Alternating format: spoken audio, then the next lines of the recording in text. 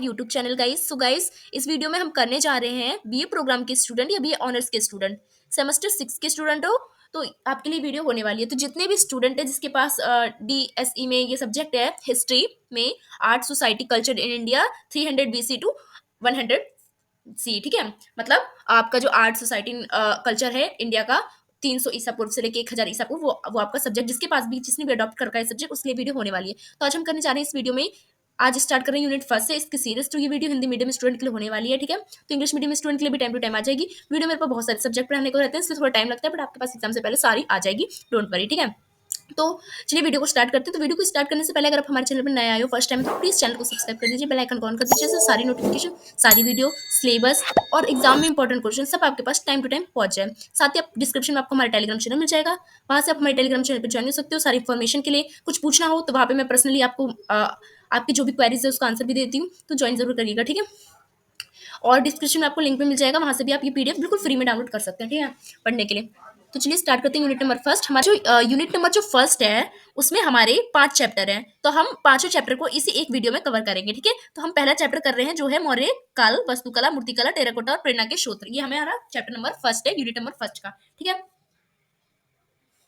तो इंट्रोडक्शन से स्टार्ट करते हैं। हम कर रहे हैं history art society culture in India का यूनिट नंबर फर्स्ट, जिसका नाम है मौर्य काल, वास्तुकला, मूर्तिकला, टेराकोटा और प्रेरणा के स्रोत, ठीक है। तो परिचय से स्टार्ट करेंगे हम, ठीक है।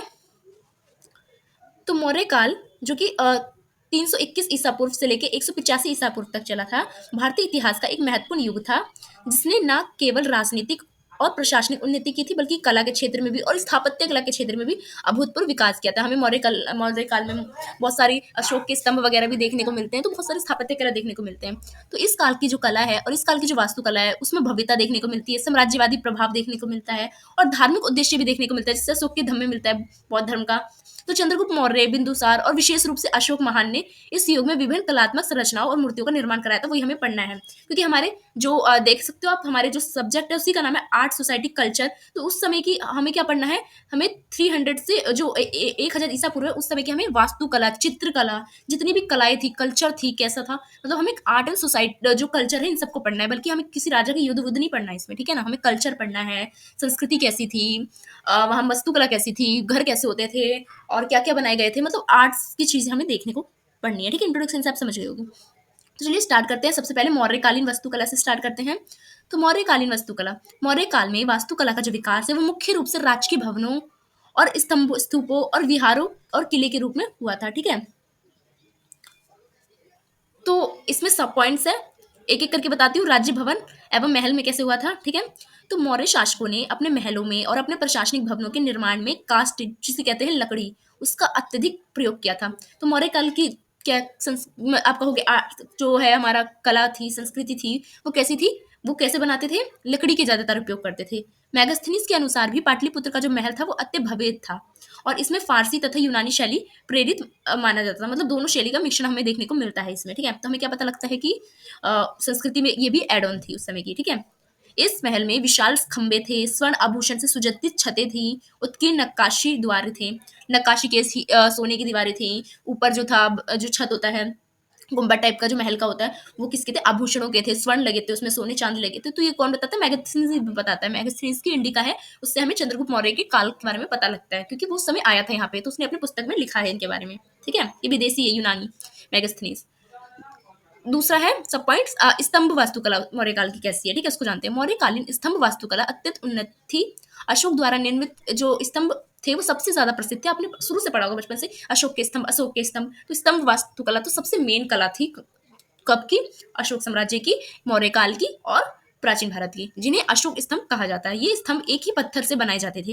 ये स्तंभ कैसा होता था, एक ही पत्थर होता था, उस पे बनाए जाते थे, ठीक है। उस पे कुछ जो अशोक जो भी अपने बारे में लिखाना चाहता था उसको लिखाता था, उसी को कहते थे अशोक के स्तंभ, ठीक है। इनमें अद्भुत पॉलिश चमक होती थी, जो कि अभी तक हम देखते हैं। बहुत सारे स्तंभ जो है लोग देखने जाते हैं, इतने अच्छे से बनाए गए थे।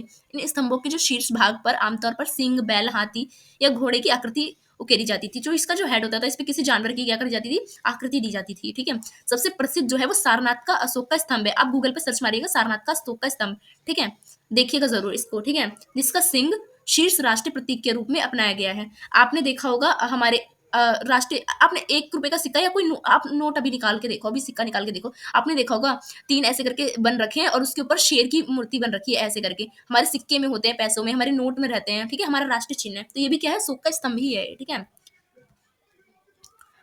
नेक्स्ट है जो सब पॉइंट्स, वो है स्तूप निर्माण। अशोक के टाइम का स्तूप निर्माण कैसा था कला में, ठीक है। मौर्य काल में स्तूपों का निर्माण बौद्ध धर्म के प्रचार हेतु किया जाता था। स्तूप क्यों बनाए जाते थे, ये जो स्तूप है वो तो बौद्ध धर्म के ही स्तूप है ना, बौद्ध के स्तूप जो है, इनका उद्देश्य भगवान बुद्ध के अवशेषों को सुरक्षित रखना था। जो जितने भी बौद्ध के हम देखते हैं ना स्तूप, सांची का स्तूप और सुना होगा आपने, और भी स्तूप है, तो इसमें क्या है, जो बुद्धा थे उनकी जो अस्थियां थी उसका थोड़ा थोड़ा भाग अलग अलग स्तूपों में रखा गया है, तो उसी को कहते हैं स्तूप।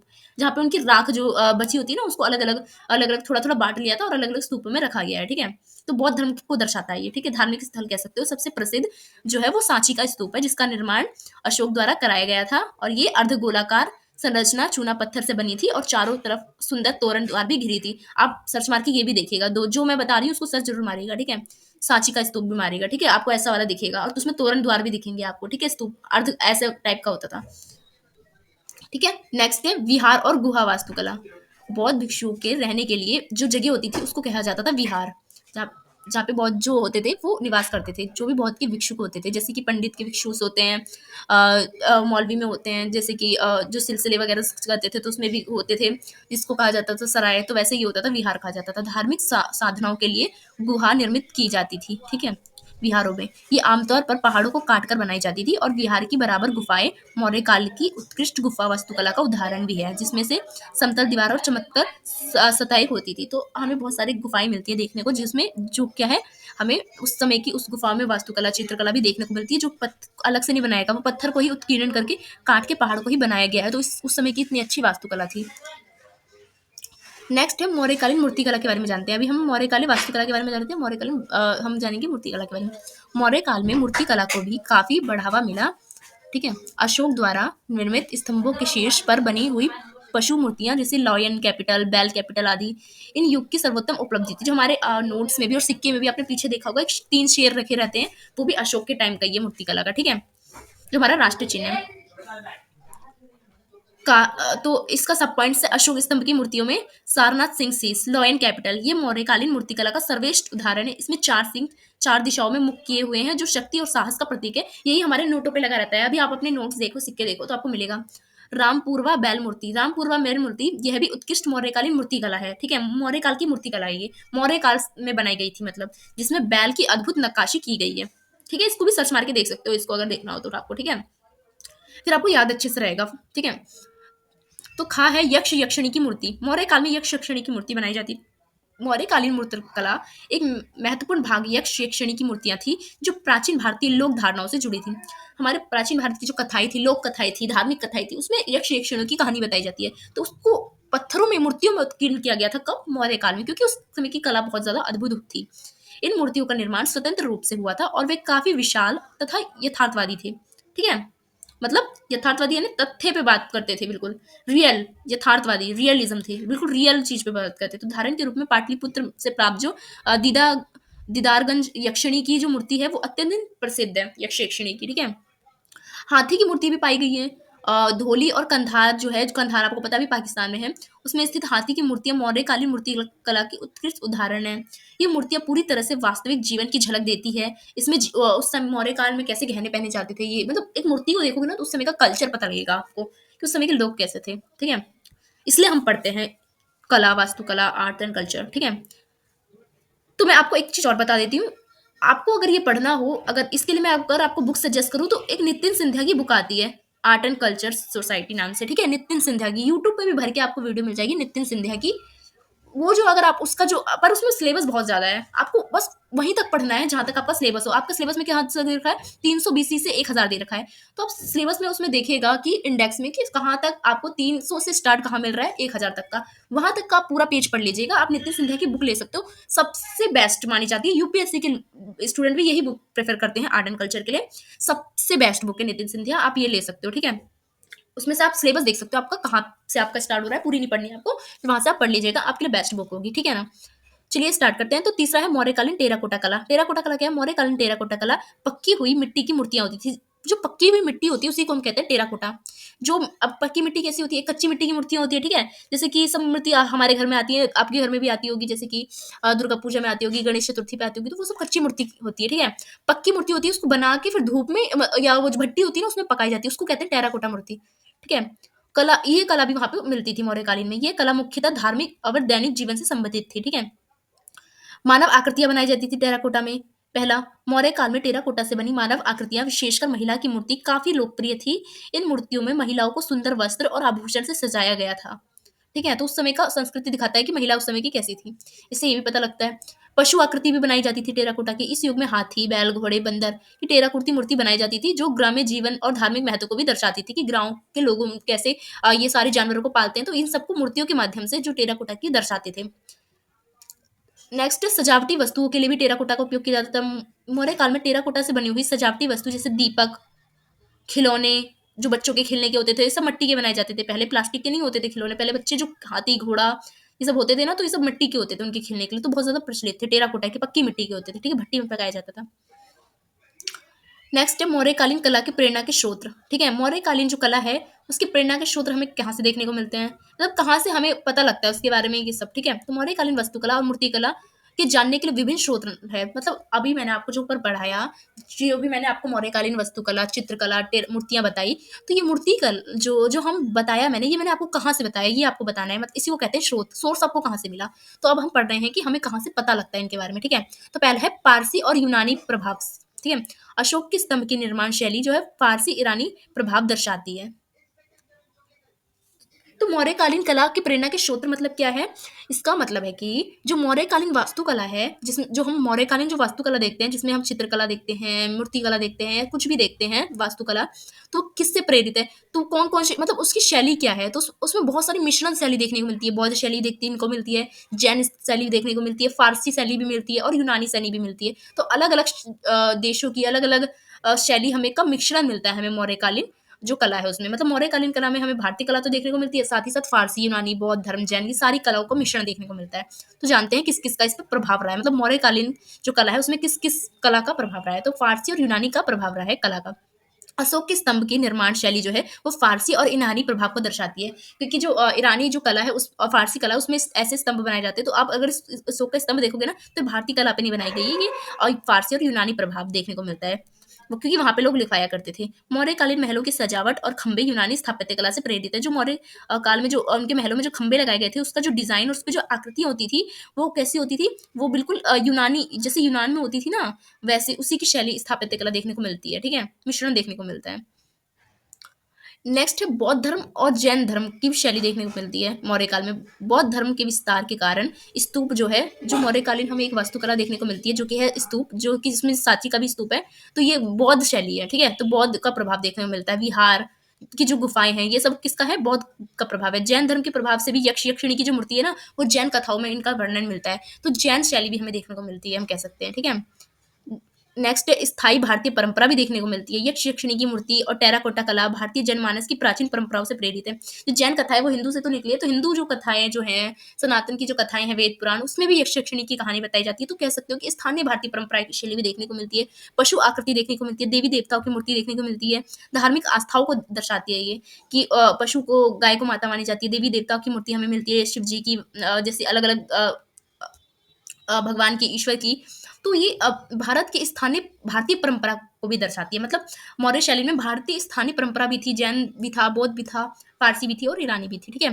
तो निष्कर्ष के तौर पे क्या लिखोगे कि मौर्य कला भारतीय कला और स्थापत्य कला का स्वर्ण युग था। इस काल की वास्तुकला, मूर्तिकला और टेराकोटा कला में न केवल राजकीय भव्यता थी, बल्कि यह आम जीवन और धार्मिक आस्था और विदेशी प्रभाव से भी प्रेरित था।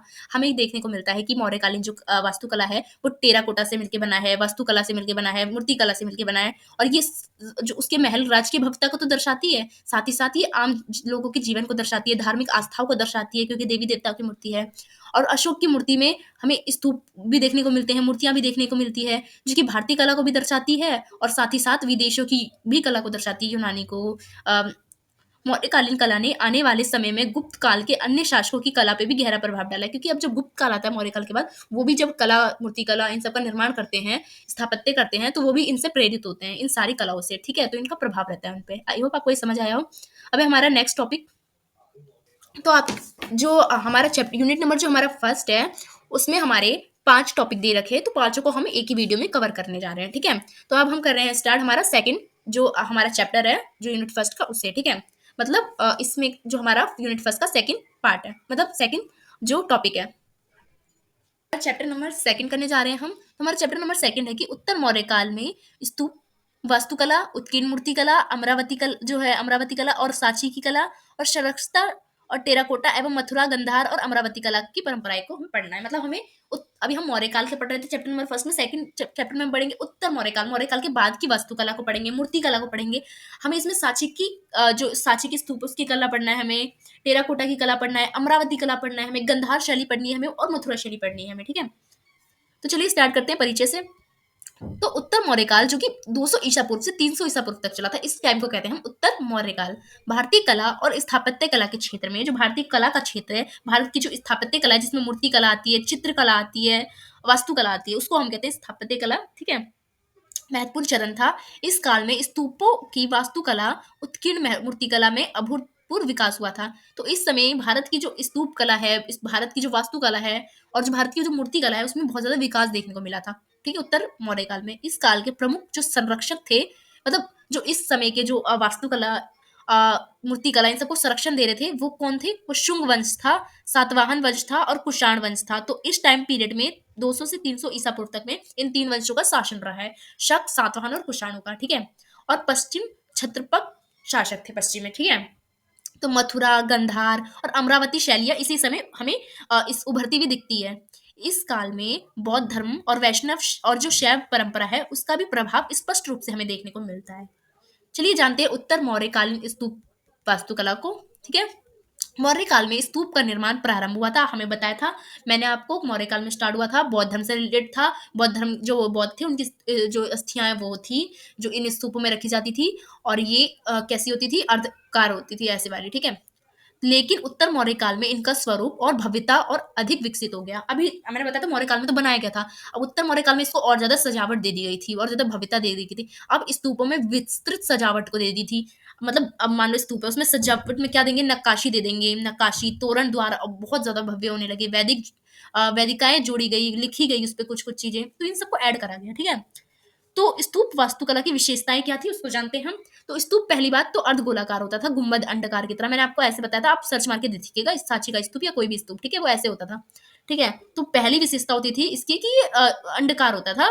कैसे होता था? अर्धगोलाकार होता था। ये स्तूप की मुख्य संरचना होती थी। स्तूप कभी भी सीधा विधा कैसा नहीं बनता था, वो ऐसे ही बनता था आधे अंडे की तरह। ये उसकी पहली मुख्य विशेषता है, जिसमें बुद्ध के अवशेष रखे जाते थे, मतलब बुद्ध जो थे उनकी अस्थियां रखी जाती थी। दूसरी विशेषता क्या थी स्तूप की? हर्मिका।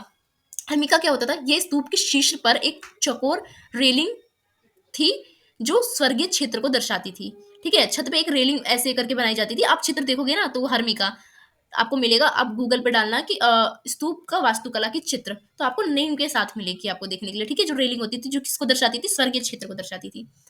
मतलब स्तूप का क्या है? वो स्वर्ग क्षेत्र है, ठीक है। तीसरी विशेषता है छत्रावली। स्तूप के शीर्ष पर एक छत्र होते थे जो बुद्ध के सम्मान और उसकी आध्यात्मिक शक्ति का प्रतीक होते थे, ठीक है। ये उसकी तीसरी विशेषता होती थी। चौथा उसका तोरण द्वार और गेट होता था, जो उसमें वहां पे जो गेट होता था उसमें वो होता था। उत्तर मौर्य काल के स्तूपों के चारों खूबसूरत तोरण द्वार जोड़े गए जिन पर जटिल नक्काशी थी, तो उसमें अच्छी अच्छी नक्काशी वाले तोरण द्वार को जोड़ा गया। वेदिकाएं होती थी, बाउंड्री रेलिंग, जो यहाँ पे बाउंड्री रेलिंग होती थी, यहाँ पे एक और होती थी जिसपे नक्काशी की जाती थी, उसको कहते थे बाउंड्री रेलिंग। स्तूप के चारों ओर सुरक्षा हेतु वेदिका बनाई जाती थी जिस पर बुद्ध के जीवन से संबंधित कहानी चित्रित होती थी, ठीक है। तो ये 5 जो है वो स्तूप की विशेषताएं होती थी। तो सांची का स्तूप का अगर एक हम उदाहरण के तौर पे देखें, अध्ययन ले इसका, केस स्टडी करें, तो सांची का महान स्तूप जो कि संख्या 1 शुंग काल में विस्तारित किया गया था, उसके तोरण द्वार जोड़े गए थे इसमें। सबसे पहली जो तोरण द्वार बहुत भव्य जो जोड़ा गया था वो इसी में जोड़ा गया था, सांची के स्तूप में। अब सांची का स्तूप आपने नोटों में भी देखा होगा। इस स्तूप की नक्काशी में जातक कथाएं लिखी गई हैं। जातक कथाएं क्या है? ये बौद्ध धर्म की कथाएं हैं। बौद्ध धर्म की जो बुकें होती है उसको कहते हैं जातक, ठीक है। बुद्ध के जीवन से प्रसंग, यक्ष यक्षिणी की आकृतियां के दौरान जीवन के दृश्य उत्कीर्ण किए गए हैं इसमें, ठीक है। तोरण द्वार पर बुद्ध को प्रतीकात्मक रूप से दर्शाया भी गया है। बौद्धिक वृक्ष, चक्र, सिंह, पद चिन्ह, इन समस्या के चक्र जो है बौद्ध का, सिंह, इन सबको दर्शाया गया है, इन सब चिन्ह को, ठीक है। अमरावती अगर स्तूप का हम अध्ययन करें तो अमरावती स्तूप दक्षिण भारत के सातवाहन शासकों के संरक्षण में विकसित हुआ था। इस स्तूप में बुद्ध की मूर्तियां के साथ साथ जातक कथाओं और उत्कीर्ण नक्काशी मिलती है देखने को। ठीक है, ये भी बुद्ध की क्या है, स्तूप है। यहाँ की मूर्तियां में गति, लभ्यता, सूक्ष्म विवरण, बहुत ज्यादा सजावटी देखने को मिलती है। तीसरा है उत्कीर्ण मूर्ति कला और वर्णनात्मक कला, नैरेटिव आर्ट्स। नैरेटिव आर्ट्स क्या है, जिसमें नैरेटिव होते थे। उत्तर मौर्य काल कला में बुद्ध की मूर्तियां और बौद्ध कथाओं को चित्रित करने का एक नया तरीका अपनाया गया था। अब चित्र किसी कथा को बताने का आपने देखा होगा, जैसे रामायण भी कई जगह दीवारों पे लिखी जाती हैं, वैसे बुद्ध की कथाओं को दीवार पे उत्कीर्ण किया जा रहा था, उसी को कह रहा था। अब किसी चीज को वर्णन कर रहे हो आप चित्र के माध्यम से, तो वो उसको हम वर्णन, नरेटिव नरेटिव सेट करना, यानी किसी चीज को बताना। नरेटर कौन होता है, जो बताता है, जो कहानी बताता है, जो कहानी लिखता है, नरेटर कहते हैं ना। तो इसे वर्णनात्मक कला कहा जाता है, जिसमें उनकी कथा को वर्णित किया जाता है, जो जातक कथाओं बुद्ध के जीवन और लोक जीवन के दृश्य को चित्रित करती है। जैसे आपने रामायण की देखी होगी, आपने महाभारत की देखी होगी बहुत जगह, जैसे कि आपने शिव जी की कथा की बहुत सारी जगह आप ऐसे देखते हो, उनकी चित्र में दर्शाया जाता है, मूर्ति में दर्शाया जाता है उनकी कहानियों को, जैसे समुद्र मंथन को दर्शाया जाता है, तो वैसे ही उनकी कथाई होती थी। ठीक है, सांची की वर्णनात्मक कला क्या है, ठीक है। तो सांची के तोरण द्वार और वेदिकाओं पर जातक कथाएं अंकित की गई है। जो सांची का स्तूप है, उसका जो तोरण द्वार है, जो द्वार है, उस पे क्या है, वेदिकाएं लिखी गई हैं, जातक कथा जो है, जिसमें बौद्ध धर्म के बारे में लिखा गया है, बौद्ध के बारे में लिखा गया है, बौद्ध के पूर्व जन्म की जो कहानी लिखी गई है, उन सबको उन स्तूपों पर लिखा गया है। तो उसी को कहते हैं सांची की वर्णनात्मक कला। बुद्ध को सीधे मानव रूप से चित्रित नहीं किया गया है इसमें, बल्कि प्रतीक के रूप में बौद्धि वृक्ष, जो बौद्धि वृक्ष है, उसको बौद्ध का प्रतीक माना गया है। चक्र को, घोड़ा को, इन सबको क्या है, बौद्ध माना गया है। बल्कि बौद्ध को, गौतम बुद्ध को मतलब सिंपल तरीके से नहीं बनाया गया है। स्थानीय जीवन को दर्शाया गया, पशु पक्षी बनाई गई है, प्राकृतिक चित्रण, इसमें फूल पत्तियां बनाई गई है, गहरी मानवता उसमें दिखाई देती है, प्राकृतिक दिखाई देती है। दूसरा है अमरावती की जो स्तूप है, उसमें कैसे वर्णनात्मक कला देखने को मिलती है। तो अमरावती स्तूप में बुद्ध की मूर्तियां प्रमुख रूप से उकेरी गई हैं, जो गंधार और मथुरा शैली से भिन्न थी। ठीक है, यहाँ मूर्तियां में गति, भावनात्मक अभिव्यक्ति और सूक्ष्म विवरण देखने को मिलता है। इसमें और ज्यादा सूक्ष्म काम देखने को मिलती है, मतलब और ज्यादा नक्काशी देखने को मिलती है। बुद्ध को मानव रूप से दिखाया गया है। मैंने आपको बताया था ना, ऊपर वाले में मानव रूप से नहीं दिखाया गया था, बल्कि घोड़ा के रूप में, बौद्ध वृक्ष के रूप में दर्शाया गया था। पर इसमें साफ साफ बौद्ध को ही दिखाया गया था और बौद्ध कला के मार्ग को प्रस्तुत किया गया था। ठीक है, तो उसकी थोड़ी अलग थी, इसकी थोड़ी अलग थी। अब जानते हैं कला के प्रमुख संरक्षक। ठीक है, तो उत्तर मौर्य काल में विभिन्न राजवंशों ने इस कलाओं को बढ़ावा दिया। शुंग वंश ने 185 से 183 ईसा पूर्व में शुंग शासकों ने सांची और भारतहुत स्तूप में विस्तार में योगदान दिया था। जो ये दो स्तूप है, इसके विस्तार में इन दोनों ने योगदान दिया था। सातवाहन वंश ने एक ईसा शताब्दी में से 2 ईसा शताब्दी तक सातवाहन ने अमरावती नागार्जुन कोंडा कला को बढ़ावा दिया था। ठीक है, कुषाण वंश ने 1 से 3वीं शताब्दी ईसा पूर्व में विशेष रूप से कनेक्शन में गंधार मथुरा कला को संरक्षित किया था। गंधार शैली और मथुरा शैली को कुषाण वंशों ने। पश्चिम क्षेत्र में इन वंश के शासकों ने भी बौद्ध कला और बौद्ध जो स्तूप है उसके निर्माण में और योगदान दिया था। ठीक है, पांचवा है उत्तर मौर्यकालीन टेराकोटा कला क्या है। ठीक है, तो इस काल में टेराकोटा मूर्तियां जो है वो दैनिक जीवन, धार्मिक प्रतीक और मिथिक चित्रों को प्रदर्शित करने के लिए बनाई गई थी। टेराकोटा मिथिक कथा मतलब जो ऐसी कथाएं होती है ना, काल्पनिक कथाएं, उसको टेराकोटा में बताया था ना, पक्की ईंटों की जो होती थी, मतलब पक्की मिट्टी को बना के जो होती थी, कोई भी चीज, हाथी घोड़ा या कुछ भी हो। अधिकतर टेराकोटा मूर्ति महिला, देवी देवता और यक्ष यक्षिणी और पशु आकृति को बनाई जाती थी, जो बच्चों के खिलौने भी होते थे। ठीक है, गुप्त काल के दौरान टेराकोटा कला बहुत ज्यादा विकसित हुई थी। ठीक है, छठा है मथुरा, गंधार और अमरावती कला की परंपराएं। पहला हम मथुरा कला को जानते हैं। मथुरा स्कूल ऑफ आर्ट्स को मथुरा कला कैसी थी, यह शैली मुख्यतः लाल बलुआ पत्थर पर विकसित थी। मथुरा शैली की आप कोई भी मूर्ति देखोगे तो लाल पत्थर से बनी होगी, लाल बलुआ पत्थर से। पहली बार बुद्ध की मूर्ति मानव रूप में बनानी शुरू हुई थी लाल पत्थर से, जिसको हम मथुरा शैली में बनाई गई थी। ठीक है, मूर्तियां अधिक मार्शल होती थी, जीवंत होती थी और भारतीय विशेषताओं से युक्त होती थी। कुबेर, यक्ष यक्षिणी और हिंदू देवताओं की भी मूर्ति हमें देखने को मिलती है। ठीक है, मथुरा शैली में। हम गंधार शैली की विशेषता क्या है, गंधार स्कूल ऑफ आर्ट्स की, तो गंधार कला यूनानी रोमन प्रभाव से विकसित है। तो जो गंधार कला है उसमें किसका प्रभाव मिलता है, यूनानी और रोम कला का। मूर्तियों में यूनानी शैली की प्राकृतिकता, सूक्ष्मता और बहुआयामी गहराई देखने को मिलती है। अगर आप गंधार शैली देखोगे तो उसमें यूनानी का मिश्रण मिलेगा। बुद्ध को ग्रीक देवताओं की तरह दर्शाया गया है। जो बुद्ध है वो जैसे ग्रीक देवता है, अ, उनको भी वैसे ही दर्शाया गया, जैसे घुंघराले बाल, लंबा चौगा, भावनात्मक चेहरे के साथ। तो ये किसकी शैली है, गंधार शैली जो है ये यूनानी रोमन शैली की है। यह कला मुख्य रूप से पश्चिमोत्तर भारत, जैसे गंधार, तक्षशिला और पेशावर जो पाकिस्तान के क्षेत्र में आ जाते हैं, उसमें विकसित हुई थी। ठीक है, अमरावती कला को जानते हैं, अमरावती स्कूल ऑफ आर्ट्स को। तो यह कला दक्षिण भारत में विकसित हुई थी और इसमें बुद्ध की सुडौल, गतिशील और उकेरी हुई आकृतियां बनाई गई थी। इसमें मूर्तियां पतली होती थी, सौम्य होती थी, अलंकरणों से भरपूर होती थी। इनमें स्तूपों में वेदिका और तोरण पर जटिल नक्काशी देखने को मिलती थी, जिसे हम अमरावती कला कहते हैं। तो निष्कर्ष में क्या लिखोगे कि उत्तर मौर्य काल में भारतीय कला के विकास का स्वर्ण युग था। इस काल में बौद्ध धर्म के विस्तार के साथ साथ स्थापत्य कला और मूर्ति कला में भी नई ऊंचाइयां प्राप्त की गई थी। सांची और अमरावती स्तूप की वास्तुकला, मथुरा गंधार की मूर्तिकला और टेराकोटा कला के ने आगे चलकर गुप्त काल की कला को भी प्रभावित किया था। इस काल में भारतीय कला ने धार्मिक और सौंदर्यबोध उत्कीर्ण अभिव्यक्ति प्राप्त की थी। इसमें हमें बहुत तरह की शैलियाँ देखने को मिलती है, ठीक है? आई होप आपको समझ आया हो। अब जो हमारा आता है वो है हमारा चैप्टर नंबर 3, ठीक है? चैप्टर नंबर 3 है हमारा पश्चिम घाट की शैल वास्तुकला, एक विस्तृत अध्ययन, ठीक है? अब हमें पढ़ना है चैप्टर नंबर 3। चैप्टर नंबर 3 में हम इंट्रोडक्शन से स्टार्ट करते हैं। पश्चिम घाट की शैल वास्तुकला क्या है? तो पश्चिम घाट, जिसे सह्याद्री पर्वत श्रृंखला भी कहा जाता है, ये भारतीय स्थापत्य कला में महत्वपूर्ण केंद्रों में से एक रहा है। इस क्षेत्र में पाई जाने वाली जो शैल गुफाएं हैं, वास्तु भारतीय इतिहास, धर्म और कला में समृद्ध रूप को दर्शाती है। विशेष रूप से बौद्ध, जैन और हिंदू धर्म संबंधित जो गुफाएं हैं, मठ है, उनके निर्माण इन्हीं पर किए गए हैं, ठीक है? इन गुफाओं का निर्माण मुख्य रूप से शुंग, सातवाहन, वाकाटक और चालुक्य और राष्ट्रकूट वंशों ने किया था, ठीक है? पश्चिम घाट की शैल वास्तुकला का सर्वश्रेष्ठ उदाहरण हमें अजंता की गुफा में मिलती है। जो अजंता की गुफा है, जो पहाड़ों को काट के बनाई गई है, एलोरा की गुफा जो है, जो भी पहाड़ों को काट के बनाई गई, भाजा, कन्हेरी, ये सब पहाड़ों को काट के बनाई गई है। और इसमें हमें हिंदू देवी देवताओं की, बौद्ध की, जैन की, इन सबकी मूर्तियां देखने को मिलती है। तो इन तीनों का मिश्रण कला हमें देखने को मिलता है, ठीक है? इसी को हम कहते हैं। तो शैल वास्तुकला की विशेषताएं क्या है उसको जानते हैं। शैल वास्तुकला पत्थर नहीं होती थी, वो पूरे पहाड़ को ही काट के बनाई जाती थी, ठीक है? की शैल वास्तुकला में कई महत्वपूर्ण विशेषताएं देखी गई हैं, उसको हम जानते हैं, जो कि हम शैल वास्तुकला के अंतर्गत पढ़ेंगे।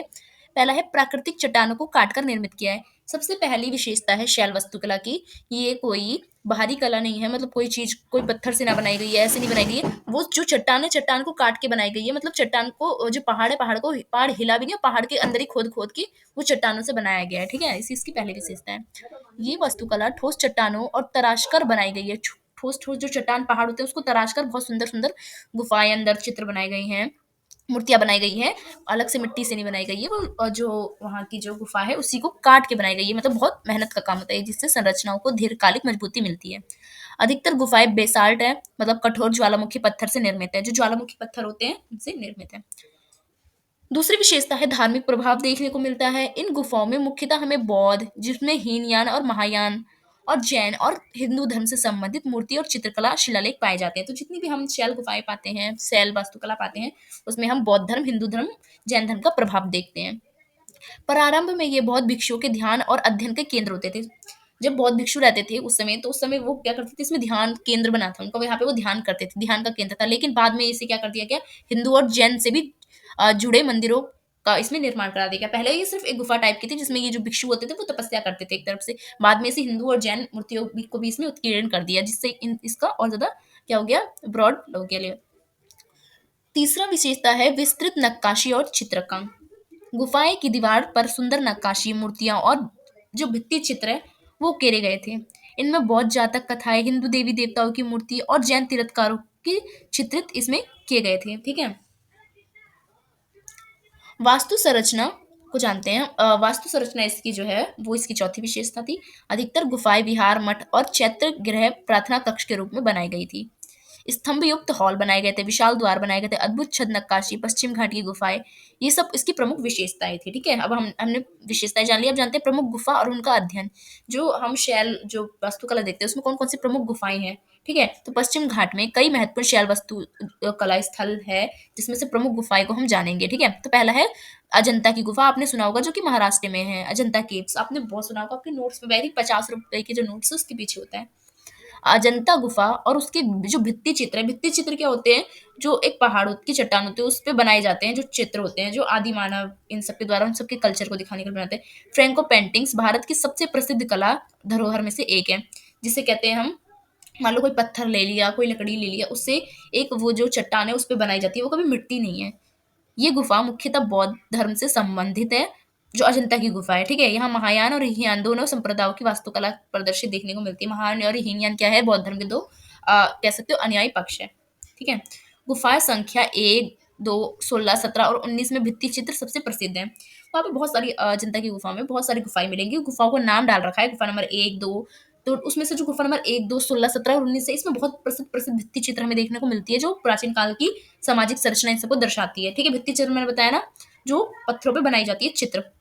पत्थरों से नहीं बनाई जाती, पत्थरों पे जैसे कि खोद-खोद के जो बनाई जाती है ना, जैसे हम लिपि देखते हैं, खोद-खोद के कुछ पत्थर पे लिखते हैं, वो उसको कहते हैं भित्ति चित्र, जिसमें जातक कथाओं और बुद्ध के जीवन को भी चित्रित किया गया है, किसके माध्यम से? भित्ति चित्र के माध्यम से।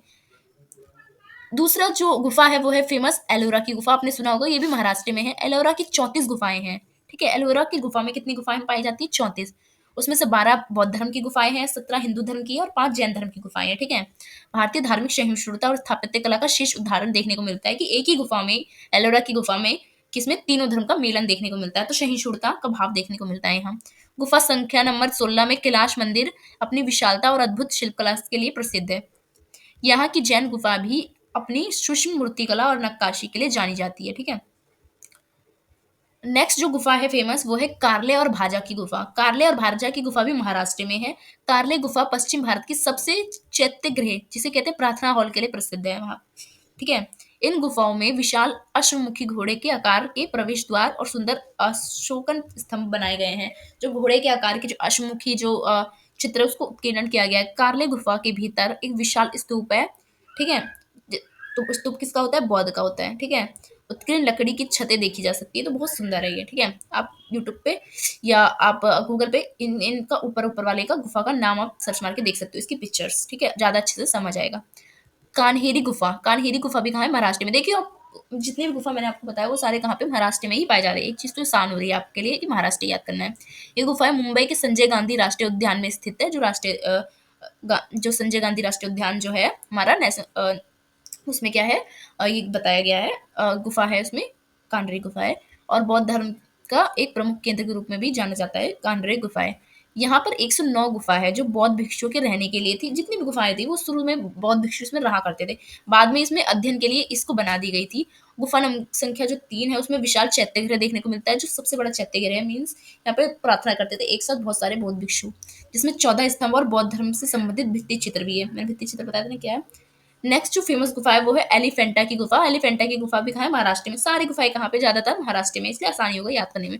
मुंबई के निकट में स्थित ये गुफा हिंदू शैव धर्म से संबंधित है, शैव धर्म से है ये एलिफेंटा की गुफा। यहाँ की सबसे प्रमुख मूर्ति जो है वो त्रिमूर्ति 3 है, ठीक है? 3 मुखी शिव की मूर्ति यहाँ पे रखी गई है, जो अद्भुत मूर्ति कला का एक उदाहरण देखने को मिलता है।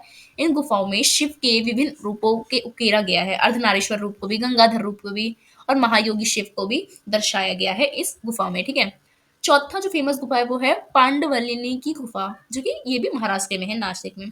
ये गुफा बौद्ध विहार और चैत्यगृहों का सुंदर उदाहरण। चैत्यगृह कहाँ? जहाँ पे लोग प्रार्थना करते थे बौद्ध भिक्षु। इन ब्राह्मी लिपि में लिखे गए महत्वपूर्ण शिलालेख भी मिले हैं। इसमें बहुत सारी ब्राह्मी लिपि भी देखने को मिलती है हमें इन गुफाओं में। बौद्ध के साथ साथ हमें हिंदू धर्म की भी लिपि देखने को मिलती है, ठीक है? अब जानते हैं हम शैल वास्तुकला का संरक्षण और प्रभाव कैसा रहा। तो संरक्षण किस किसने किया? संरक्षण के प्रयास भारतीय पुरातत्व सर्वेक्षण एएसआई ने इन गुफाओं के संरक्षण का कार्य कर रहे हैं अभी, ठीक है? भित्ति चित्र को नष्ट होने से बचाने के लिए आधुनिक तकनीकों का उपयोग किया जा रहा है, जिससे वो भित्ति चित्र गायब ना हो, पत्थर में सम्मिलित ना हो, ठीक है? दूसरा, प्रभाव और महत्व को जान के क्या कर रहे हैं? इसका संरक्षण कर रहे हैं। पश्चिम घाट की शैल वास्तुकला ने आगे चलकर गुप्त काल और राष्ट्रकूट जो काल है उसमें मंदिर निर्माण शैली को प्रभावित किया था, क्योंकि जो इस साल जो गुप्त काल में, राष्ट्रकूट काल में जो मंदिर का निर्माण हुआ है वो जो ये शैल वास्तुकला है उसी के उदाहरण से क्या करी गई है? बनाई गई है। अजंता और एलोरा की गुफाओं ने यूनेस्को द्वारा विश्व धरोहर स्थल घोषित भी किया गया है। जो यूनेस्को है उसने एलोरा की गुफा और अजंता की गुफा को विश्व धरोहर स्थल में अपना नाम दिया है। इन गुफाओं की कला, चित्रकला और मूर्तिकला न केवल भारतीय बल्कि वैश्विक कला के लिए भी प्रेरणादायक रही है, क्योंकि इन्होंने क्या दिखाया है? अपनी कलाकारी दिखाई है। निष्कर्ष के तौर पे क्या लिखोगे कि पश्चिम घाट की शैल वास्तुकला भारतीय स्थापत्य कला का एक अनमोल रत्न है, ठीक है? तो ये गुफा न केवल धार्मिक महत्व रखती है भारत में, बल्कि भारत की कला को, भारत की संस्कृति को और भारत के इतिहास की एक महान धरोहर है। चाहे वह अजंता की भित्ति चित्र हो, चाहे एलोरा गुफा की बहुधार्मिक वास्तुकला हो, चाहे कार्ले का चैत्यगृह हो या एलिफेंटा की शिव प्रतिमा, हर स्थल भारतीय शिल्पकार की उत्कृष्टता को दर्शाता है, महत्व को दर्शाता है। और इन गुफाओं का संरक्षण और अध्ययन जो है वो भारतीय विरासत को सहेजने के लिए बहुत ज्यादा आवश्यक है। आई होप आपको ये समझ आया हो, ठीक है?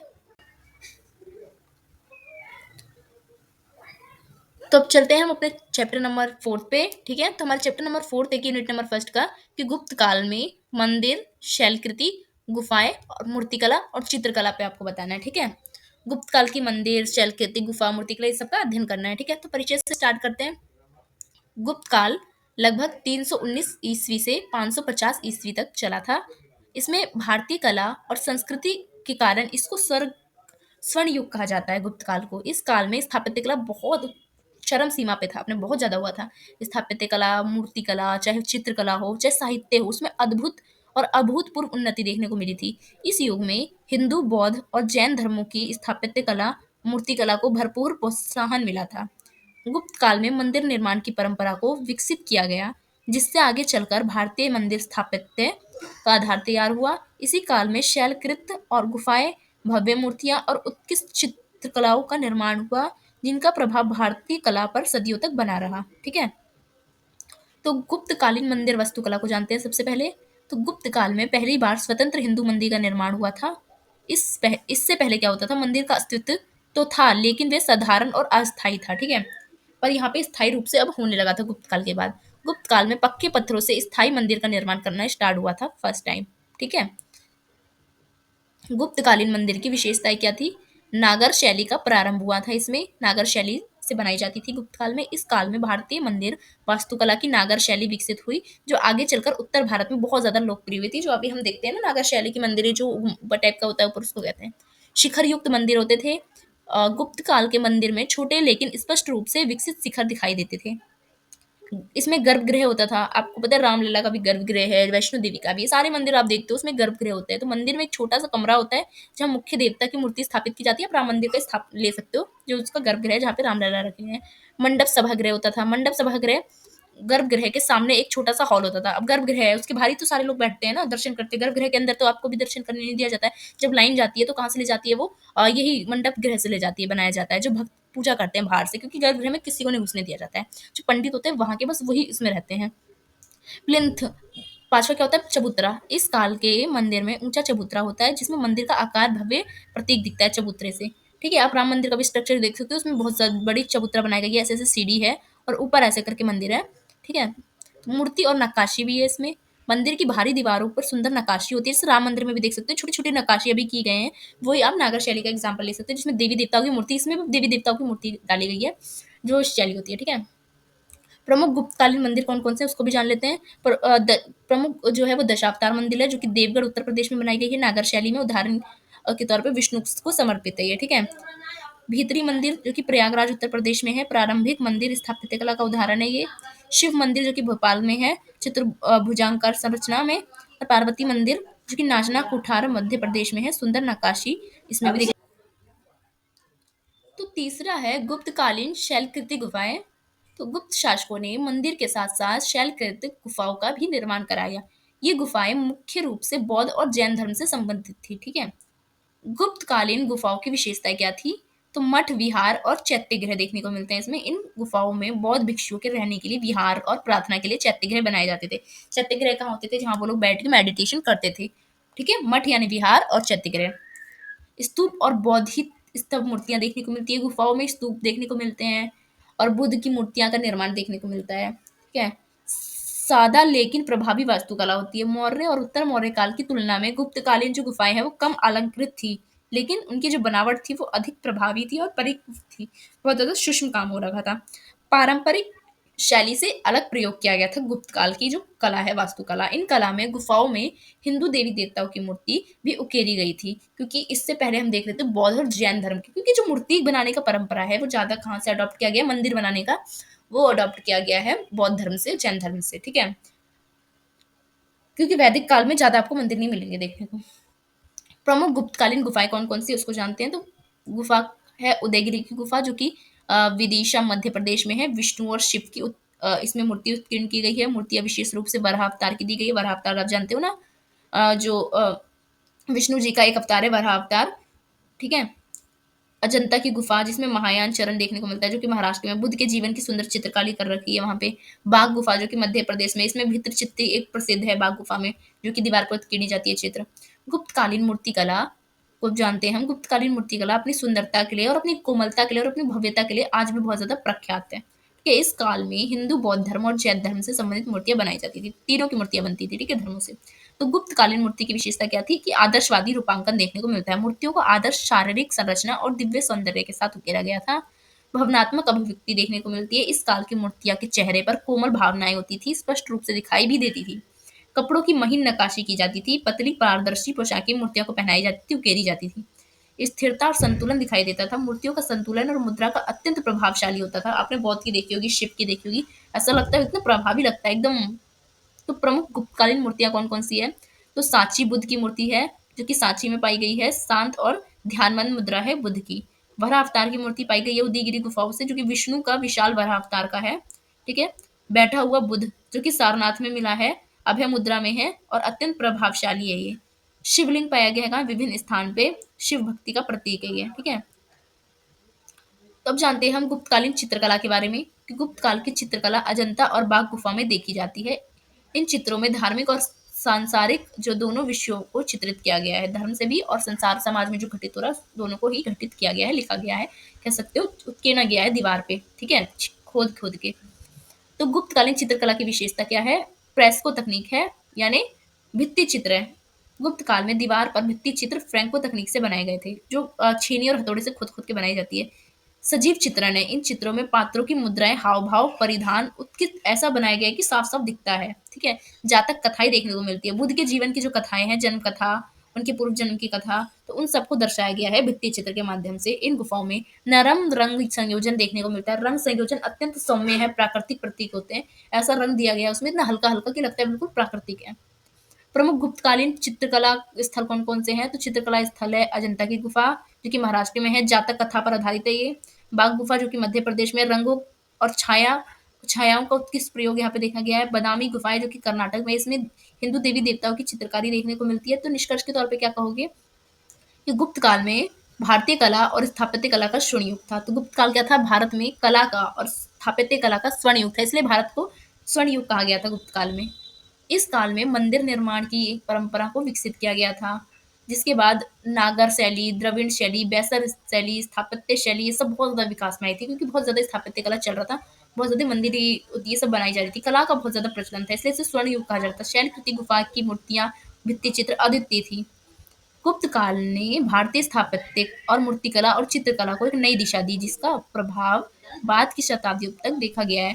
आज भी गुप्तकालीन मंदिर, मूर्तियां, चित्रकला भारतीय संस्कृति और विरासत के गौरवशाली हिस्सा रहा है। ठीक है, आई होप आपको ये समझ आया। अब हम चलते हैं हमारे चैप्टर नंबर 5 पे। हमारा चैप्टर नंबर 5 है कि उत्तर गुप्तकालीन स्थापत्य कला के बारे में आपको पढ़ना है। अभी हम गुप्तकालीन पढ़ रहे थे, अब उत्तर गुप्तकालीन के बाद की पढ़ना है। ठीक है, इसमें हम प्रतिहार, पल्लव और चालुक्य वास्तुकला को पढ़ेंगे, जो कि प्रतिहार वंश और पल्लव वंश और जो हमारा चालुक्य वंश था, उस वंश में जो स्थापत्य कला उन राजाओं द्वारा किया गया था उसके बारे में हम पढ़ेंगे। तो परिचय से स्टार्ट करते हैं। तो गुप्त काल जो है वो 319 से 550 तक चला था, ईसा पूर्व तक। इसके बाद भारतीय स्थापत्य कला और कला में एक नई शैली का विकास देखने को मिला गुप्त काल के बाद। तो इस काल में क्या हुआ? नए राजवंशों ने उभरे, जैसे कि प्रतिहार, पल्लव, चालुक्य। तो इन्होंने मंदिर निर्माण और वास्तुकला को बहुत ज्यादा प्रोत्साहित किया इन्होंने भी, जिसमें से प्रमुख रूप से गुज्जर जो प्रतिहार थे, जो कि उत्तर भारत में थे, और जो पल्लव थे, जो कि दक्षिण भारत में थे, और चालुक्य, जो कि दक्कन क्षेत्र में थे, इन्होंने स्थापत्य कला को बहुत ज्यादा बढ़ावा दिया और बहुत ज्यादा मंदिर भी बनवाए। इन राजवंशों के शासनकाल में मंदिर और मूर्तिकला में क्षेत्रीय विविधता देखी गई। इस समय नागर शैली, द्रविड़ और बेसर संकर शैली का विकास हुआ। ठीक है, तो इसको हम इसमें जानेंगे। ठीक है, गुज्जर प्रतिहार स्थापत्य कला क्या है उसको जानते हैं हम। ठीक है, कैसी है? तो 8वीं से 10वीं शताब्दी उत्तर भारत में ये उभरी थी। इसकी विशेषता ये है कि नागर शैली का उत्कर्ष देखने को मिलता है। इस काल के मंदिर पूरी तरह से नागर शैली से बने हुए हैं, जिसमें गर्भगृह होते हैं, शिखर होते हैं, मंडप होता है और अर्धमंडप प्रमुख होते हैं। तो ये जिसमें भी आपको दिखेगा, ज्यादातर जो उत्तर भारत के मंदिर है वो नागर शैली में ही है। तो आप समझ जाइए नागर शैली कैसी होती है। अयोध्या मंदिर देख सकते हो आप, शिखर का ऊर्ध्वाधर स्वरूप होता है इसमें। प्रतिहारों के मंदिर में ऊंचा सीढ़ी नुमा और गोलाकार शिखर देखा जाता था, जिसमें वो झंडा लगाते थे। ठीक है, गर्भगृह और दक्षिणा पथ होता था, जिसमें मंदिरों में संकीर्ण गर्भगृह होता था, उसके चारों ओर जो दक्षिणा पथ बनाया जाता था, जिसके चारों ओर घूम के करते थे, लोग दर्शन करते थे। मूर्तिकला और अलंकरण देखने को मिलता था। बाहरी दीवारों पर सुंदर मूर्तिकला देखने को मिलती थी, क्योंकि जो दीवार बनाई जाती थी वो मूर्ति से ही बनाई जाती थी। मतलब दीवार पे ही ऐसी मूर्ति बना दी जाती थी, काट के ऊपर से नहीं लगाई जाती थी, उसी को पत्थर को काट काट के उत्कीर्णी जाती थी। धार्मिक पौराणिक कथाओं से संबंधित नक्काशी की जाती थी। आप राम मंदिर भी अभी देख सकते हो, वो भी ऐसे ही बना था। प्रमुख प्रतिहारकालीन मंदिर कौन कौन से थे उसको जानते हैं। ठीक है, तेलका मंदिर है जो कि कन्नौज उत्तर प्रदेश में, नागर शैली का प्रारंभिक उदाहरण यही है। दूसरा है जगत मंदिर जो कि उदयपुर राजस्थान में है। विष्णु मंदिर सुंदर शिखर युक्त है ये। ठीक है, शिखर इसकी फेमस है। खजूराहो के मंदिर जो कि मध्य प्रदेश में, बाद में चंदेलों द्वारा निर्मित प्रतिहार प्रभाव देखा गया है इसमें। ठीक है, तो नेक्स्ट है पल्लव स्थापत्य कला। पल्लव स्थापत्य कला 7वीं से 9वीं ईसा जो शताब्दी है वो दक्षिण भारत में उभरा था। पल्लवों ने दक्षिण भारत में द्रविड़ शैली की नींव रखी थी। उनके शासन में शैलकृति जो होती थी, रॉक कट और मुक्त खड़े जो कहते थे फ्री स्टैंडिंग मंदिर का निर्माण हुआ था। ये क्या होती थी? पल्लव स्थापत्य कला की विशेषता क्या थी? द्रविड़ शैली की शुरुआत हुई थी। ठीक है, यहाँ पे पल्लव से ही द्रविड़ शैली का उद्भव देखने को मिलता है। इससे पहले क्या हो रही थी, हम क्या पढ़े थे, नागर शैली थी। इस काल में गर्भगृह जो है वो विमान शिखर होते थे, गर्भगृह होता था, विमान शिखर होते थे, मंडप होता था, और गोपुरम का विकास हुआ। रॉक कट और संरचनात्मक मंदिर का मिश्रण देखने को मिलता था। प्रारंभ में मंदिर चट्टानों को काट कर बनाए गए थे और बाद में स्वतंत्र पत्थरों से भी निर्मित बनाए गए थे। यहाँ पे सिंह देखने को मिलते हैं, याली देखने को मिलती है, द्वारपालों की मूर्ति देखने को मिलती है। मतलब मंदिर के बाहर जो गेट होता है उसमें 2 शेर देखने को मिलते हैं, याली देखने को मिलती है, धर्म जो द्वारपाल है उसकी मूर्तियां देखने को मिलती है। तो ये सब मंदिरों के द्वारा सिंह पौराणिक कथाओं, द्वारपालों की नक्काशी इसमें बहुत ज्यादा प्रमुख पाई जाती है। कहाँ पे? दक्षिण शैली में। ठीक है, द्रविड़ शैली में उत्कीर्ण मूर्तिकला देखने को मिलती है। भगवान शिव, विष्णु, महिषासुर वर्धिनी दुर्गा और नटराज शिव का नृत्य रूप और अन्य देवी देवताओं को उत्कृष्ट मूर्तियां बनाई गई है। ठीक है, द्रविड़ शैली में प्रमुख पल्लवकालीन जो मंदिर है उसको हम जानते हैं। तो पहला मंदिर है बाल महाबलीपुरम का रथ मंदिर जो कि तमिलनाडु में है। शैलकृति मंदिर का उत्कृष्ट उदाहरण है ये। दूसरा मंदिर है कैलाशनाथ मंदिर जो कि कांचीपुरम में है। द्रविड़ शैली का ये पहला पूर्ण मंदिर है। तीसरा मंदिर है वैकुंठ पेरुमाल मंदिर जो कि कांचीपुरम में ही है। विष्णु को समर्पित विस्तृत मूर्तिकला है। चौथा जो है वो तंजाव का बृहदेश्वर मंदिर है जो कि तमिलनाडु में है। पल्लवों के बाद चोलों ने इसे बहुत ज्यादा विकसित किया था इस मंदिर को। ठीक है, चौथा है चालुक्य स्थापत्य कला जो 6वीं से 8वीं शताब्दी में दक्कन क्षेत्र में उभरी थी। चालुक्य शासकों ने वास्तुकला में बेसर शैली और नागर शैली और द्रविड़ शैली का जो मिश्रण होता है उसे हम कहते हैं बेसर शैली। तो बेसर शैली में मंदिर का निर्माण कराया था। ठीक है, चालुक्य स्थापत्य कला की विशेषता क्या थी? बेसर शैली का विकास हुआ था इस समय। नागर और द्रविड़ शैली का संयोजन, अगर दोनों शैली को मिला दिया जाए तो वो बेसर शैली कहलाती है। शैलकृति और संरचनात्मक मंदिर का निर्माण देखने को मिलता है। चालुक्य ने दोनों प्रकार के मंदिर बनवाए थे, द्रविड़ भी और जो है नागर भी। ठीक है, मंजू शाकार शिखर देखने को मिलता है। चालुक्य मंदिरों में शिखर जो है वो चौकोर और खड़ी छत के समान होते हैं। ठीक है, चौथा अलंकरण और मूर्तिकला देखने को मिलती है। भगवान शिव, विष्णु और जैन तीर्थंकरों की मूर्तियां भी प्रमुख थी इसमें। ठीक है, प्रमुख चालुक्य कालीन जो मंदिर है वो कौन कौन से हैं? तो बादामी गुफाएं हैं पहला जो कि कर्नाटक में है। हिंदू, जैन और बौद्ध गुफाएं का उदाहरण है ये। विरूपाक्ष मंदिर जो कि कर्नाटक में है, बेसर शैली का अद्भुत उदाहरण है। इसमें नागर शैली और जो द्रविड़ शैली दोनों का मिश्रण देखने को मिलता है। लदखान मंदिर जो कि एल्होल कर्नाटक में है, प्रारंभिक मंदिर स्थापत्य कला का बेहतरीन नमूना है ये। मेलकोट मंदिर जो कि कर्नाटक में है, विष्णु को समर्पित भव्य स्थापत्य कला है ये। ठीक है, तो प्रतिहार, पल्लव और चालुक्य स्थापत्य कला की अगर तुलना करें तो ठीक है, विशेषता से स्टार्ट करते हैं। तो स्थापत्य शैली की विशेषता क्या है? क्या है? प्रतिहार स्थापत्य उत्तर भारत जो है, प्रतिहार स्थापत्य कला जो है वो उत्तर भारत में हुआ था। ठीक है, स्थापत्य शैली नागर शैली में आती है। और पल्लव स्थापत्य कला की जो मुख्य जो शैली है वो द्रविड़ है। और चालुक्य वंश की जो है वो बेसर है जो कि नागर और द्रविड़ शैली दोनों को मिला के बनाई गई है। प्रमुख शासक कौन है? प्रतिहार स्थापत्य कला के मिहिर भोज नागभट्ट है।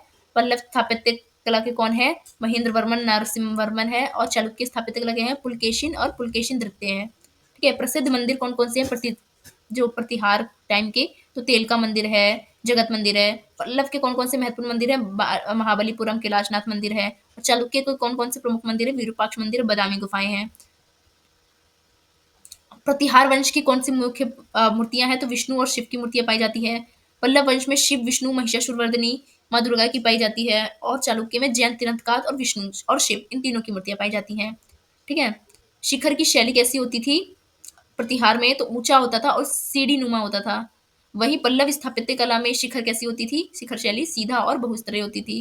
वहीं चालुक्य में मंजूषाकार होती थी। ठीक है, तो निष्कर्ष के तौर पे क्या लिखोगे कि गुप्त काल के बाद भारतीय स्थापत्य कला ने प्रतिहारों, पल्लवों और चालुक्यों के संरक्षण में अद्वितीय ऊंचाई प्राप्त की थी।